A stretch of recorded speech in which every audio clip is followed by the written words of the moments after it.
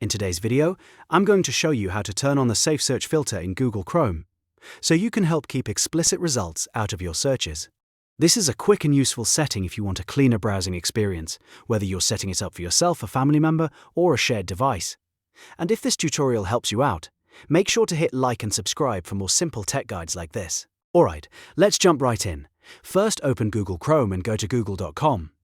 Once the Google homepage loads, look to the bottom right corner of the page and click Settings. If you see a gear icon instead, you can click that too. This will open a small menu with a few search-related options. From that menu, select Search Settings.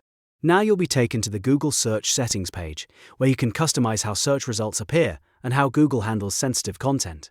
On this page, scroll until you find the SafeSearch section under Content. This is the area that controls whether explicit results are filtered or blurred. To turn on SafeSearch, you'll usually see two main options. You can choose Filter, which removes explicit images, text, and links entirely from your search results.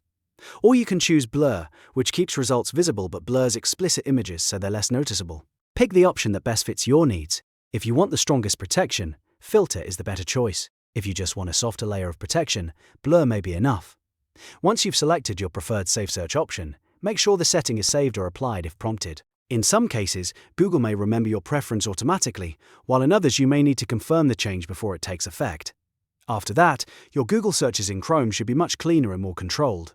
So just to recap, open Google Chrome, go to google.com, click Settings in the bottom right corner, choose Search Settings, find the SafeSearch section, and then select either Filter or Blur.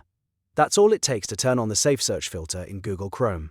If you found this helpful, please give the video a like, subscribe to the channel, and turn on notifications so you don't miss the next easy tech tutorial.